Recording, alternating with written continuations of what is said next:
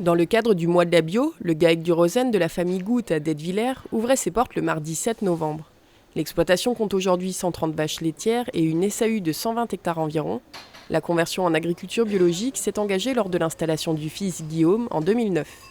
Et je suis passé en bio en fait parce que chez nous le maïs c'est pas les rendements qu'il y a en plaine d'Alsace, enfin voilà.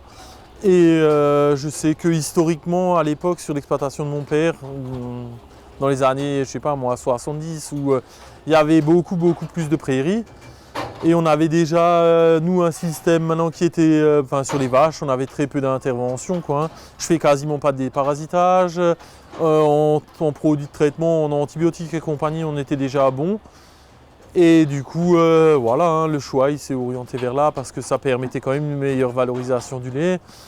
Et je trouve que c'était plus adapté à l'exploitation et au contexte de la ferme, là où est-ce qu'on est implanté, quoi. Ici, on est sur une exploitation qui était, on va dire, traditionnellement herbagère, plutôt extensive, donc avec un niveau de productivité par vache qui était plutôt en deçà de ce qu'on pouvait trouver en exploitation conventionnelle classique, plutôt de plaine.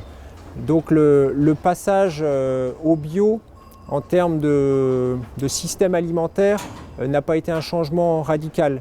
Donc on a d'abord même complètement enlevé le maïs, finalement il y en a eu de réintroduit. On est sur une moyenne, on était sur un niveau plus proche de 7000 avant de passer en bio. Une fois qu'on est passé en bio, on est à un niveau autour de 6000, 5800 à 6200 kilos de lait par vache par an, ce qui est un peu plus bas que la moyenne des bio sur le secteur, mais avec une conduite relativement économe en termes de quantité de concentré distribué et en termes aussi de part de maïs dans la ration. Rapidement, Guillaume Goutte envisage l'installation d'un premier robot de traite. En préparation de l'installation de son frère Jérémy en 2016, le nombre de vaches a été réévalué à la hausse, ce qui a engendré l'achat d'un second robot. Donc on a choisi le robot de traite de Laval parce qu'en fait il est évolutif dans le temps. Ils n'ont pas une politique de changement de station, de changement de système. Ça reste toujours la même base. Donc ça veut dire qu'aujourd'hui vous pouvez adapter un robot qui est maintenant, je dis quelque chose, de 2006. Et ben, il pourra être mis à jour sur un robot de 2015. Donc sans changer l'ensemble de la machine, quoi. Donc moi c'est cet aspect-là qui m'a vraiment beaucoup plu chez De Laval. Donc c'est cette évolution, cette capacité à changer sans forcément changer de machine. Je pense que c'est plus une crainte de l'éleveur en fait que ça se passe mal. Les vaches elles s'habituent assez rapidement en fait. Il faut laisser faire la machine, il faut laisser faire les vaches. Il faut un peu de suivi mais pas trop. Il faut laisser faire le temps aussi. Et puis il y a des vaches qui ne sont pas faites pour. Et voilà, après ça c'est le temps qui fait la différence, quoi, hein. Enfin qui fait la suite. Entre 2009 et aujourd'hui, la surface de pâture de l'exploitation est passée de 2 à plus d'une quinzaine d'hectares. L'augmentation du pâturage s'est faite progressivement et s'est assortie de l'installation d'un système automatique régulant les entrées et sorties des vaches. Donc en 2011, quand on a installé le robot, donc au début on avait juste une porte de tri à la sortie du robot en fait, qui me permettait juste de séparer les vaches que je voulais séparer et qui en plus gardait les vaches à traire dans l'aire d'attente, quoi. Et ensuite en 2015, donc quand j'ai acheté le deuxième robot, on a fait le choix de passer en circulation libre contrôlée. Donc on a mis une porte intelligente à la sortie du robot. Donc celle-là, elle gère les vaches qui ont le droit de sortir de cette pseudo-aire d'attente en fait. Donc si une vache elle est à traire, il la garde. Et si elle n'est pas à traire, il la laisse sortir et avoir accès au couloir d'alimentation. Et ensuite, on a installé une deuxième porte intelligente. Donc celle-là, elle est à la sortie du bâtiment. Et celle-là, elle gère en fait l'accès à la pâture. Donc une vache en fait qui doit être traite, elle est renvoyée systématiquement dans le bâtiment. Et une vache qui est autorisée à la traite, autorisée au pâturage, il la laisse sortir en fait. Ça dépend aussi des conditions. Quand c'est très humide, c'est difficile de sortir 120 vaches, quoi, hein. Au tout début, maintenant je vais vous dire, en 2011, on pâturait moins que ce que je pâture aujourd'hui. En 2011, c'était un pâturage pour avoir le droit de passer en bio. Et aujourd'hui, je pense que c'est plus une volonté de pâturage qui est derrière ça, quoi.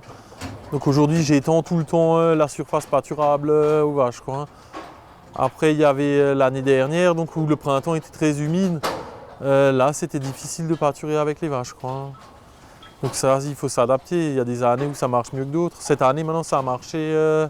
J'ai pâturé une bonne partie de l'année avec les vaches, quoi. Donc au début, je pâture au fil, en fait. Donc je garde une base d'alimentation à l'intérieur à l'étable. Et j'ai une partie, et après je laisse sortir les vaches et je déplace le fil sur quelques mètres en fait pour qu'elles aient toujours de l'herbe fraîche à pâturer. Et pour éviter le gaspillage et tout ça, parce que si vous sortez sans vaches, elles vont courir, elles vont piétiner beaucoup d'herbe. Tandis que là, si vous faites au fil, et ben, vous limitez l'espace où elles courent et où est-ce qu'elles piétinent, quoi, hein. Et en plus, au bout de, maintenant je vais vous dire, je sais pas, 2 jours, où elles savent en fait qu'elles ont accès à de l'herbe fraîche, donc quand vous les lâchez, elles vont juste, elles vont pâturer, quoi, hein. Elles vont pas courir et se promener, voilà. Cherchant à améliorer sa valorisation du lait sans passer par la vente directe ou la création d'un atelier de transformation, Guillaume Goutte a cherché à améliorer ses taux. De fil en aiguille, ses recherches d'informations l'ont conduit vers une race, la Jersiaise. Il commence par en acheter 20 et très vite il rachète une trentaine de bêtes prêtes à véler en provenance du Danemark. Aujourd'hui, la ferme compte une 50aine de Jersiaises en lactation et espère passer dans l'avenir à un troupeau composé à 100% de Jersiaises. En fait, la Jersiaise, elle a des caractéristiques laitières qui sont beaucoup plus prononcées que la Holstein. Ça a un lait plus gras et plus de taux protéique. Donc on peut s'attendre à espérer un gain de 100 € les millilitres en plus encore avec de la Jersiaise. Donc qui fait des taux, je sais pas moi, ça va presque de 60 de matière grasse à 48 en protéique, quoi. Ou 40 en protéique, quoi.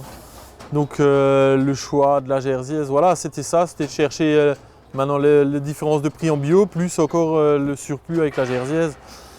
Et en plus, on s'est aperçu que c'est une race qui est très docile et c'est beaucoup plus sympa à l'élevage, quoi.